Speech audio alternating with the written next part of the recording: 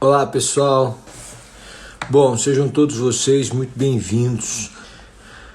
O tema é sugestivo e eu pretendo fazer com que você preste bastante atenção em como é danoso esse comportamento de releitura do passado, e não de ressignificação, mas de releitura, de romantização do erro, romantização do passado, e como isso faz com que nós persistamos em um comportamento que já se mostrou danoso e reiteradamente é danoso. Eu acho que o melhor exemplo, o exemplo mais esclarecedor é o de relacionamento. Mas depois a gente pode ir para estudos, depois a gente pode ir para trabalho, depois a gente pode ir para vida financeira, pode visitar diversas áreas da vida. Imagine você um relacionamento que não dá certo. E as pessoas, por algum motivo, rompem essa relação, terminam essa relação. Quando você olha para o passado, naturalmente você romantiza o passado. O fim da relação é a morte do relacionamento. O fim de uma vida é a morte. E quando você trata da morte de alguém que passou, você romantiza aquela situação e, em regra, fala e retrata coisas muito positivas a respeito dessa pessoa, dessa relação, desse indivíduo. E as coisas ruins, elas vão sendo esquecidas. E não há problema, né? Quando você fala em morte mesmo, é bom que seja assim, que as lembranças sejam boas e pronto. Mas o que acontece? Acontece que quando a pessoa começa a tentar salvar o passado, ela, quando encontra uma outra pessoa, ou quando essa mesma pessoa aparece na sua vida, sem uma mudança significativa de comportamento, ou quando ela encontra uma outra pessoa que apresenta o mesmo padrão de comportamento, ela resolve tentar de novo, ou tentar com o mesmo defeito. O Marco Aurélio Lobo, que é psicanalista, ele me dizia o seguinte: quando se relacionar com alguém, repare nos defeitos, não nas qualidades. Porque não são as qualidades que nos fazem permanecer em uma relação, mas os defeitos que nos fazem romper. A depender do defeito, isso torna insuportável a vida em comum. Então, repare o defeito, repare no defeito, repare no defeito, repare no defeito. Ele me dizia isso. Quando eu começo a tentar salvar o passado, eu admito essa mesma pessoa com o mesmo comportamento de novo. Ou eu admito outra pessoa com o mesmo comportamento. E isso necessariamente vai me conduzir a uma frustração reiterada. Aí, algumas pessoas vão usar a expressão, e o Flávio de Covatti, saudoso Flávio de Covatti, nos lembrava disso: fulano de tal tem o dedo podre. Não é que tem o dedo podre, é que o padrão de atração dele é mais ou menos o mesmo. Esse padrão se reitera, se repete, e quando se repete, essa pessoa vive novamente o erro. Alguns psicanalistas vão dizer que, na verdade, quando você revive novamente a situação, é porque você não aprendeu com a primeira situação. E aí eu começo a entender que o meu passado não deve ser esquecido. Ele deve ser compreendido. E a compreensão do passado tem que se dar de forma franca. Essa mesma leitura que eu faço, que eu fiz relativa a relacionamento, porque com base nisso é que muitos psicanalistas, psicólogos, psiquiatras vão se debruçar, vale para outras áreas da vida. você pode perceber que há pessoas que vivem uma constante montanha-russa financeira. Ganha dinheiro, vive muito bem, perde todo o dinheiro, vive muito mal. Dali a pouco ganha dinheiro, vive muito bem, perde dinheiro, vive muito mal. Porque quando ganha dinheiro, gasta tudo que ganha, depois quando para de ganhar, não tem reserva, então vive em uma condição muito difícil. E a vida é uma montanha-russa. Por quê? Porque não aprendeu com o passado. E vai sempre romantizando o passado, a forma que vivia no passado. Então eu começo a compreender, e essa é a ideia, que eu preciso encarar o meu passado com franqueza. Eu vou esquecer o que aconteceu no passado. Não, eu não vou esquecer. O passado é a minha história. Eu posso perdoar, não guardar mágoas, mas eu preciso entender como eu fui forjado, qual é o meu passado. Então, quando eu admito a realidade da vida e o meu passado em sua inteireza e com total franqueza, eu aprendo com ele. Pare de tentar salvar o seu passado. O sujeito diz assim: minha época de faculdade foi muito boa, mas eu não estudei. Tudo bem, mas então perceba que era possível ser muito boa e você ter estudado. Há uma parte muito ruim do seu passado.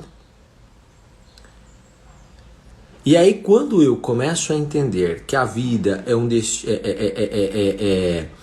ela se dá para além dos meus desejos, que na verdade, no fim das contas, as coisas se encaixam para todo mundo. O discurso de Steve Jobs aos formandos, em que ele diz que a vida é o eterno ligar os pontos, eu só ligo o ponto do presente com o passado, então eu só entendo hoje o que aconteceu ontem, só vou entender amanhã o que acontece hoje. Ele é um discurso destinado às pessoas que estão se empenhando ou que vivem situações para além do seu empenho, além de qualquer mérito.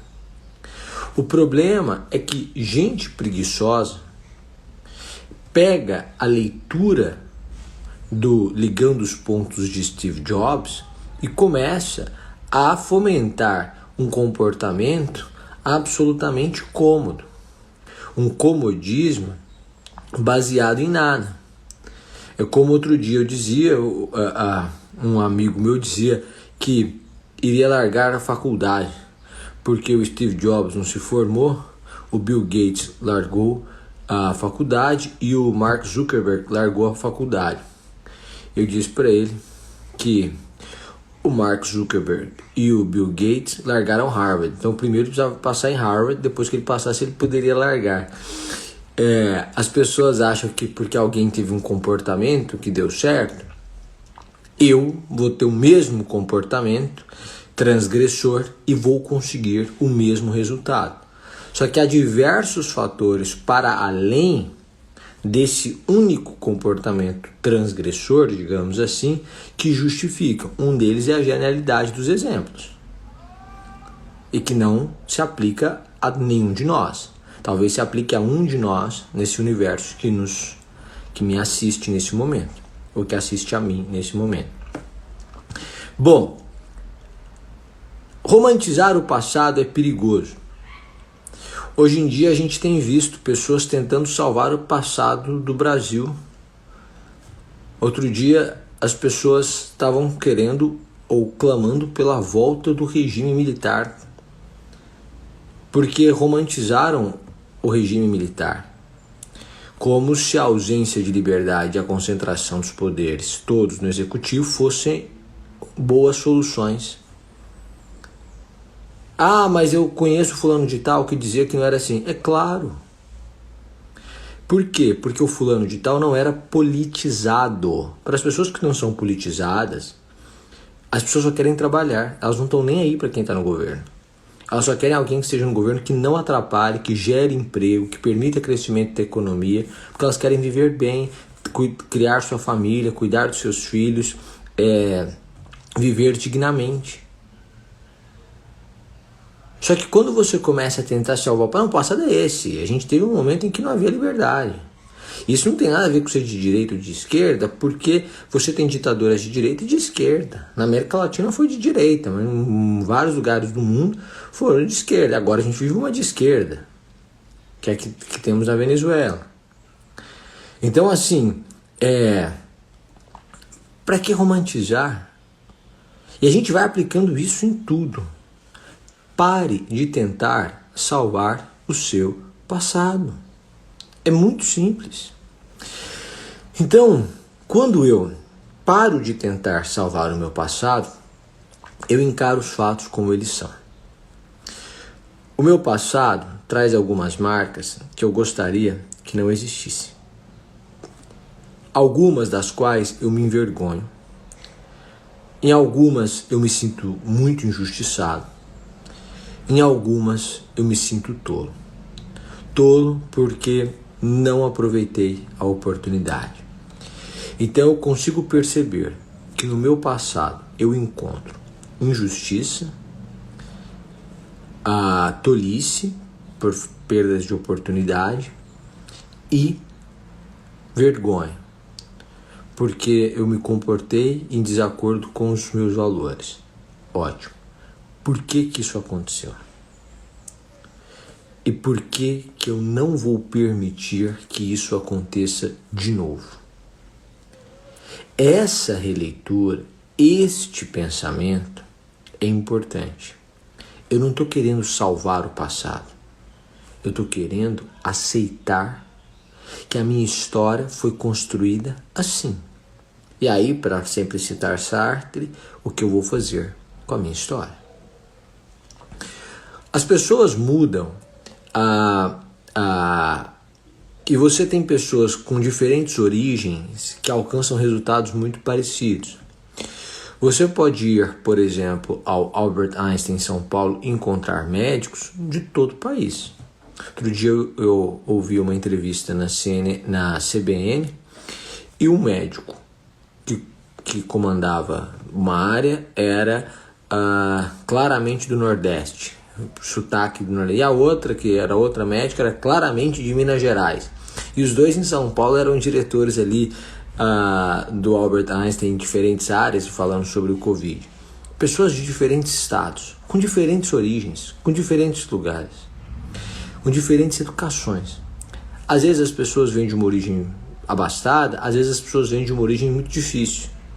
A pessoa que vem de uma origem abastada, você pode fazer uma leitura do tipo, ela teve enormes oportunidades, pôde estudar nas melhores escolas, o pai pôde financiar a faculdade, ela pôde só estudar durante a faculdade, ela teve ótimos conselheiros, ela pôde fazer cursos que ninguém pôde fazer. O outro pode ler o passado dele e dizer, eu tive enorme dificuldade, mas foi isso que me impulsionou. Não ter oportunidades fez com que eu me agarrasse na única oportunidade que tinha. Eu só podia vencer pelo estudo.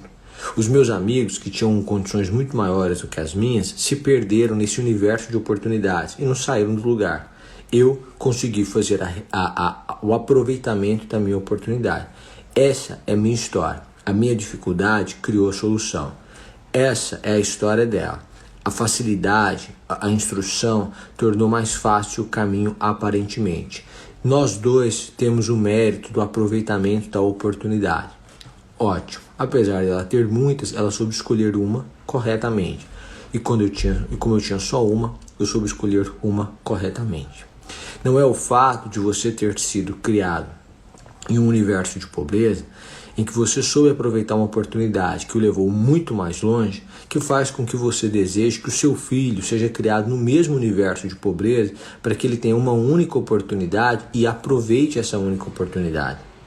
Porque você conhece o seu passado. E as dores, as dificuldades, os sacrifícios e mesmo as humilhações que você passou, você não deseja que o seu filho passe por elas. Então essa aceitação do passado como ele é permite que eu tenha uma visão sóbria da vida. Sóbria da vida. E aí eu preciso entender o que havia de bom no meu passado. Por que muitas vezes pais têm uma história muito difícil, vencem na vida, e depois eles conseguem estragar os filhos que têm uma história de vida muito fácil e perdem na vida, e se perdem na vida? Por que isso acontece? Porque o pai tinha uma única oportunidade, porque o pai tinha um desafio. Como o Leandro Carnal lembra, o índice de suicídio na África é o menor do mundo. E as pessoas vivem em extrema pobreza, porque isso gera na pessoa um desejo de crescer, de vencer, de superação, uma luta pela vida. Ótimo. Por que os filhos então se perdem? Porque o pai começa a facilitar demasiadamente a vida para o filho. E apresenta 1 milhão de oportunidades e pede para ele escolher. Mas ele não tem aptidão, ainda maturidade, experiência para escolher. E você vai chamar isso de respeitar a escolha. Um menino de 12 anos, você o respeita, mas a escolha, a educação, compete aos pais. E aí a gente começa a construir para quem nos sucede destruir. Por quê? Porque nós não estamos refletindo sobre o nosso passado. Quando eu entendo o meu passado, eu não tento salvar o passado, eu entendo as dores, eu entendo o que levou a isso, mas eu percebo também o que me ajudou a construir.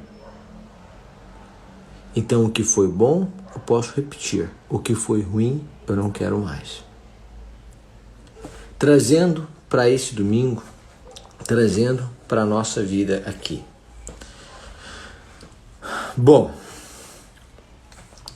eu gosto muito de dividir a vida em áreas. Isso me dá clareza. Então eu pego a vida e penso: vida espiritual, vida sentimental, vida financeira, vida profissional e de estudos e vida familiar.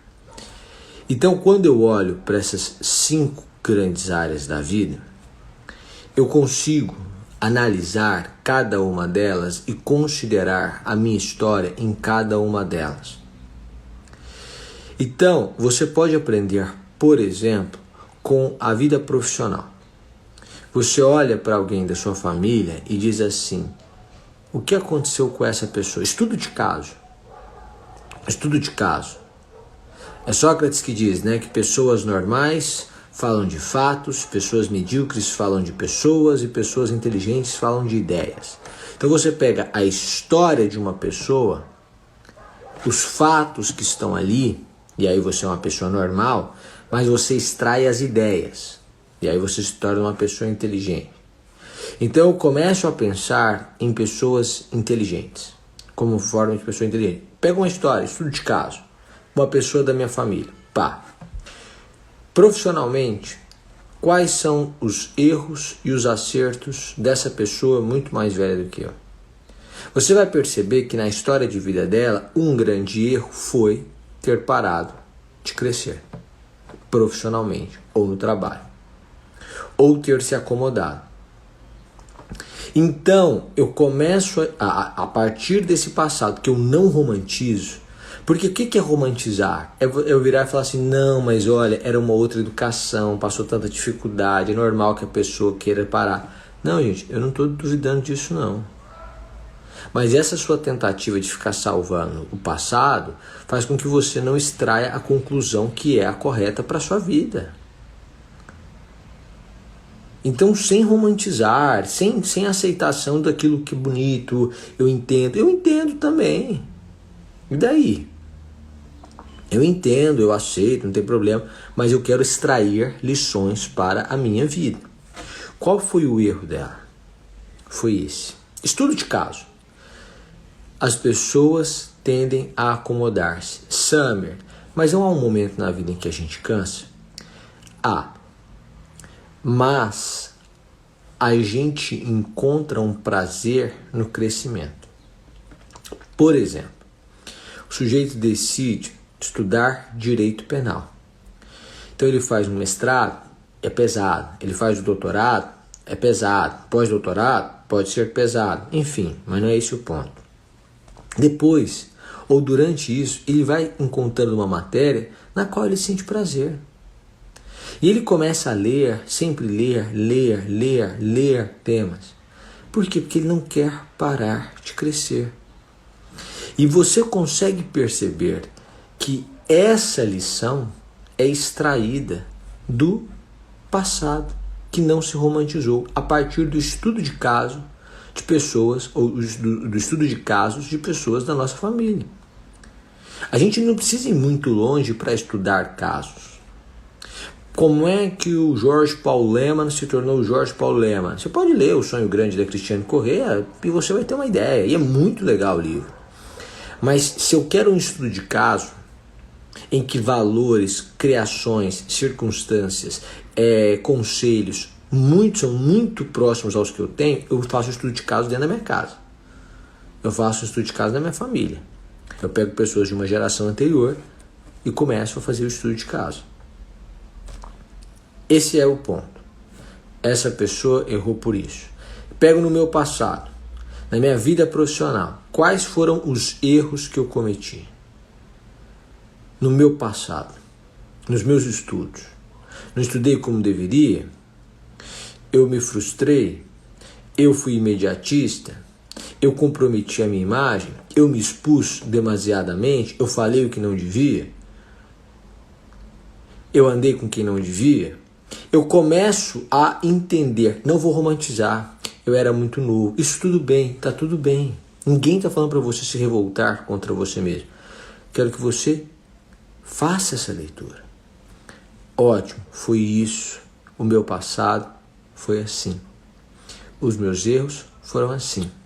E o estudo de caso da minha família é esse. Dessa pessoa da minha família, pegue a pessoa que mais se assemelha com você e que seja de uma geração anterior. Perceba os erros. Quais são os erros de uma vida financeira? Pego a pessoa da minha família, estudo de caso e vejo. Eu começo a perceber que o erro no passado está muito ligado com o quê? Vaidade, desejo de aceitação, carpe diem exacerbado. Eu tenho aversão a esse negócio de carpe diem. As pessoas leem carpe diem com vida, confundem carpe diem com vida inconsequente. Então carpe diem, vão aproveitar porque a vida é hoje, o sujeito não sabe o que vai acontecer amanhã. Ninguém sabe o que vai acontecer amanhã, mas se existir amanhã para você é porque você estará no amanhã, senão não existe amanhã para você. Então assim, e claro, a vida é um risco, evidentemente, mas eu percebo esse erro. E aí eu começo a perceber que eu tenho comportamentos que são muito parecidos com as pessoas que me antecederam dentro daquele seio familiar. Porque nós somos criados e educados com valores muito parecidos, sujeitos às mesmas pressões ou pressões muito semelhantes. E aí, para lembrar, Ferri, fatores exógenos forjam o criminoso.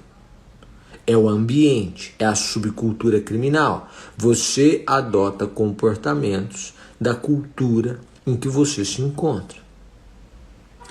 Aí eu pego essa situação e começo a entender o meu passado. Faço um estudo de caso de pessoa da minha família, agora eu faço um estudo do meu caso. O meu caso, até aqui, nos últimos 10 anos, quais foram os meus erros e quais foram os meus acertos na vida financeira? Erro 1, esse. Erro 2, esse. Erro 3, esse. Acerto, esse. Não vou tentar romantizar, não vou tentar salvar, não vou romantizar o meu passado. Por que eu estou dizendo isso? Samer, isso gasta tempo demais, mas muda a vida completamente. Quando você se dispõe a enfrentar o seu passado, desnudar o passado e estudar um caso semelhante de uma pessoa da sua família, naquela área, em diferentes áreas, você consegue diagnosticar os seus defeitos, quais foram os seus comportamentos equivocados. E isso corrige trilhos, caminhos. Porque você pode dizer, por exemplo, que o sujeito deseja parar de crescer profissionalmente, porque vai se cansando. A gente estuda isso em Um Mercador de Veneza. Na aula de ontem do Clube dos Pensadores, eu disse isso. Ninguém volta da corrida na mesma velocidade que começou.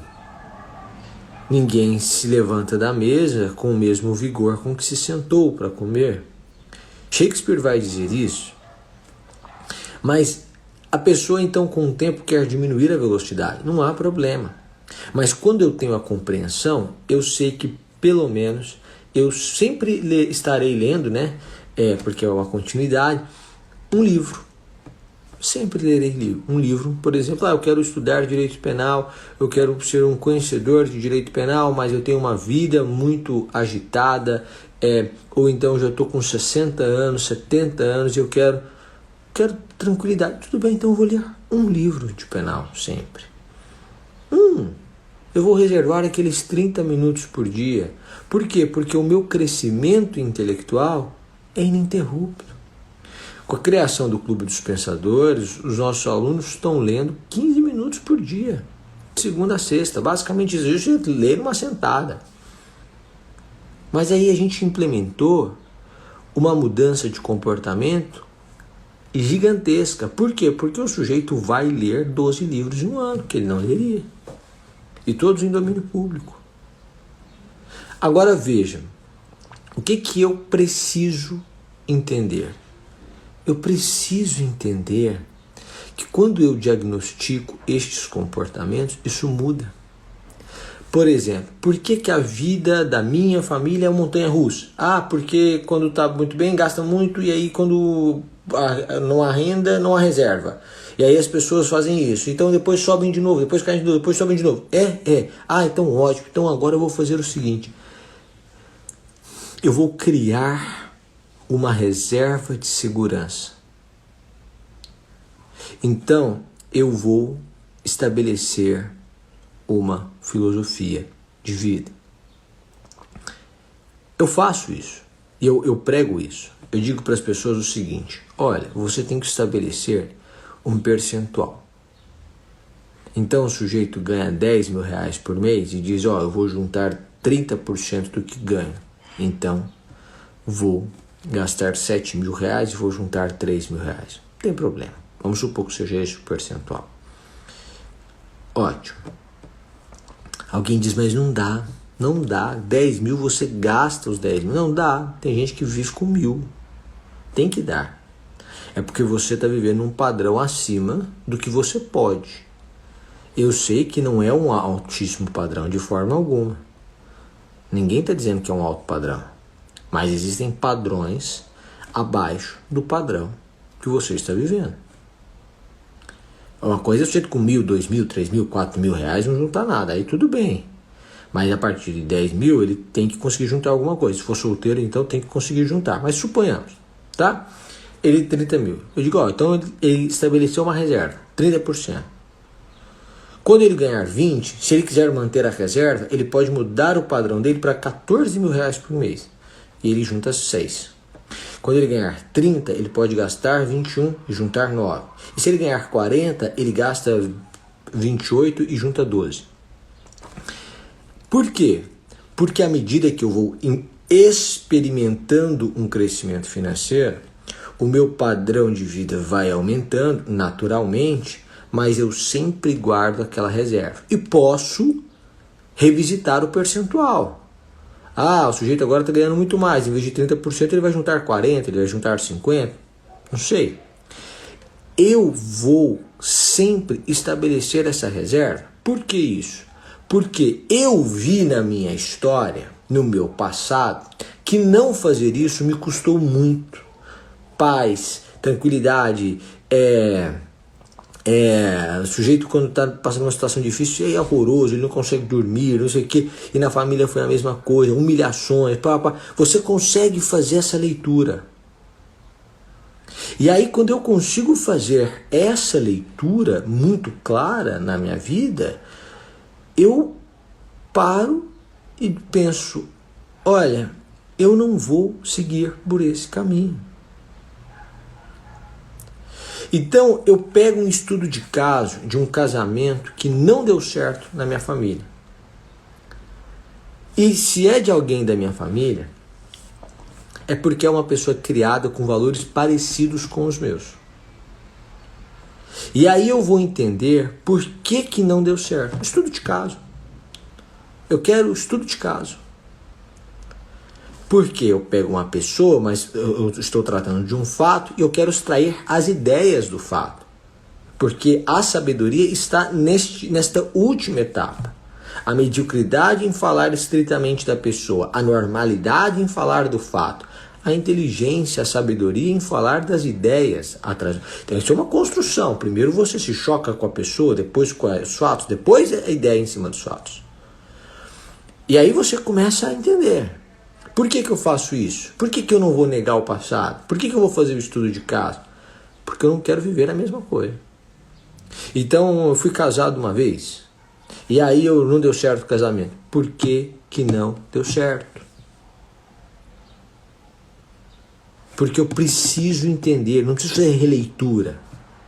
Não deu certo porque eu tinha um comportamento que era inadequado. Não deu certo porque eu sufoquei a pessoa. Não deu certo porque eu tirei a liberdade dela. Não deu certo porque eu não respeitava a sua opinião. Não deu certo por isso, porque eu não a admirava. Então, no próximo, eu sei que é difícil porque eu tenho uma postura controladora, eu vou dar mais liberdade. Eu vou apoiá-la no crescimento profissional. Eu vou ouvi-la. Eu vou admirá-la.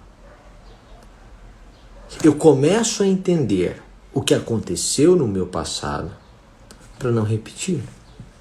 Agora, às vezes você não tem passado, você nunca foi casado. Então você tem que pegar exemplos, estudos de casos. Agora, você não precisa pegar o estudo de caso de alguém que você não conhece nem um pouco. Pegue dentro da sua casa. Por quê? Porque você é parecidíssimo com as pessoas da sua casa. Parecidíssimo com as pessoas da sua casa. E aí que quando você é parecidíssimo, você consegue entender o que incomoda, o que não incomoda e como é que você pode resolver. Por que algumas empresas são conduzidas ao fracasso? Porque há um negócio chamado confusão patrimonial. O sujeito usa o dinheiro da empresa como se fosse da casa dele, e da casa dele ele vai jogando essas despesas dentro da empresa, daqui a pouco a empresa não suporta essas despesas, porque são muitas despesas, o mercado oscila, no que ele oscila o mercado vai para o negativo, o sujeito paga juros, não faz conta, quebrou, ponto.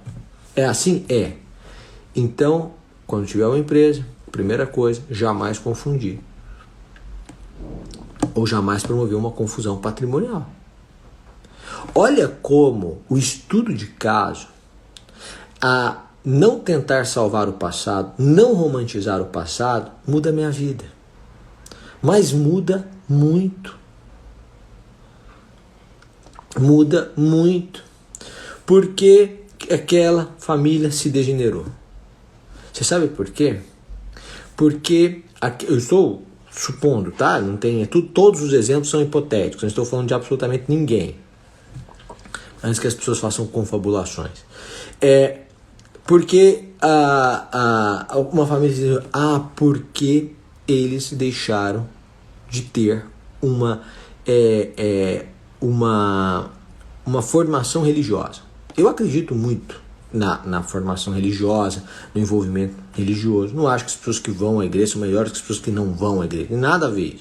Tem pessoas que nunca entraram na igreja, são maravilhosas, pessoas de caráter, tal, tem outros que estão lá dentro. Mas eu acho que essa religião, essa religação, essa busca por Deus, faz com que você tenha valores impregnados que em momentos de dificuldade fazem com que você permaneça firme. É uma visão. Cada um tem a sua visão. Então, eu consigo analisar a história de degeneração, de destruição de uma família a partir disso, certo? Mas, gente, eles eram pessoas tão ligadas à igreja? Eram. O que aconteceu?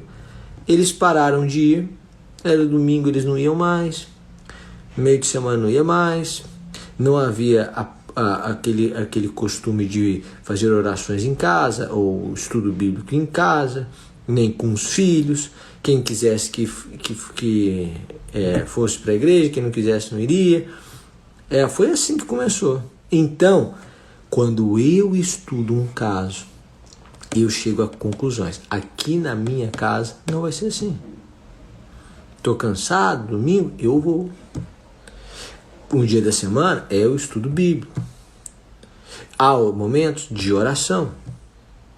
Mas às vezes você está cansado. Eu sei, mas eu já vi histórias que começaram assim. E às vezes a história é a minha. Fui eu que no passado fui flexibilizando comportamentos e valores e não sei o que e me perdi.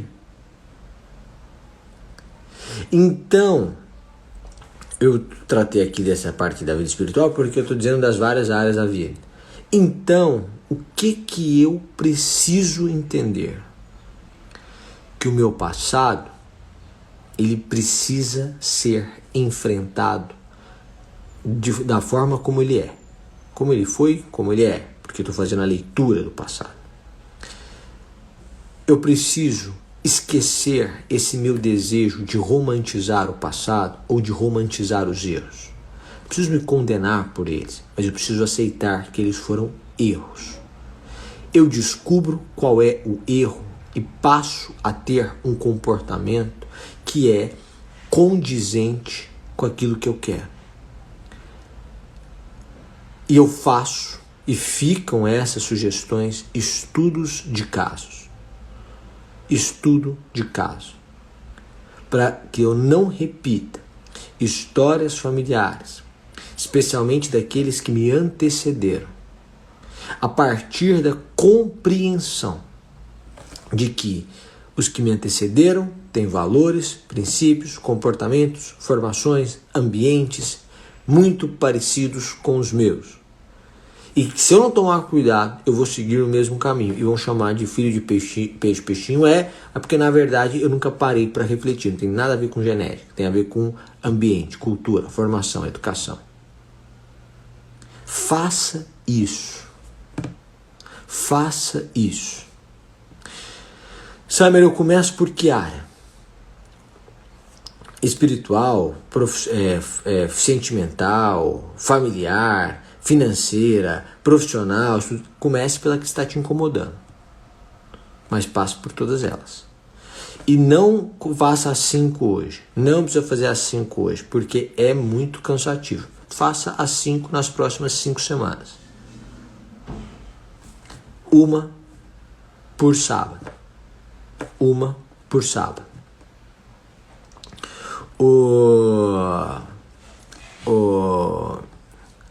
A Bill Gates tira uma semana a cada alguns meses que se chama de Think Week, que é a semana para pensar. Vale a pena? Bom, se você acha que o Bill Gates valeu a pena, né, o investimento do tempo dele, né? Às vezes o tempo dele é bem empregado. Ele faz isso. Então você tira, amanhã é feriado, você não está fazendo nada. Nada. Tire amanhã 3, 4 horas, ou hoje, se amanhã você tem, e escolha uma área da vida. Fala assim, gente, são 3, 4 horas, não tem problema, estudo de caso. Se você tiver uma parceria em casa, tipo, vou fazer isso eu e minha esposa, eu meu filho, sei lá, é legal também. Se a pessoa estiver na mesma vibe que você, né? Vamos fazer um estudo de caso. Porque as pessoas vão jogando luz, né? Então você pega o estudo de caso. Por que isso aconteceu na nossa família? Vamos entender. O que aconteceu aqui? Onde é que a gente errou? E começa a fazer o estudo de caso. Ou então, por que eu estou desempregado? Por que eu perdi o emprego? Por que eu estou passando por essa situação? Vamos fazer rememorar. É a primeira vez que eu passo por essa situação? Mas desarme-se, porque você vai perceber que em alguns pontos você é uma pessoa horrível. Uma pessoa horrível, porque o ser humano tem traços horríveis mesmo. Então desarme-se.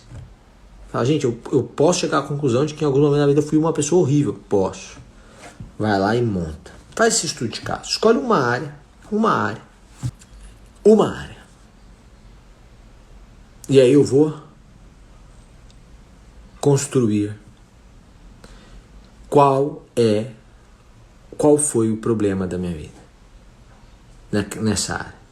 E aí, ó, vou resolver essa situação. Eu vou deixar essa mensagem para vocês, mas eu quero agradecer a presença de todos vocês. E eu sempre peço isso, eu peço, se você puder, que você compartilhe essa live, coloque no seu story, me marque e tal, porque ajuda, né, a divulgar. É basicamente isso, tá bom? Muito obrigado, um ótimo dia, muito obrigado pelo carinho de todos vocês e até mais ver. Um abraço, gente. Tchau, tchau.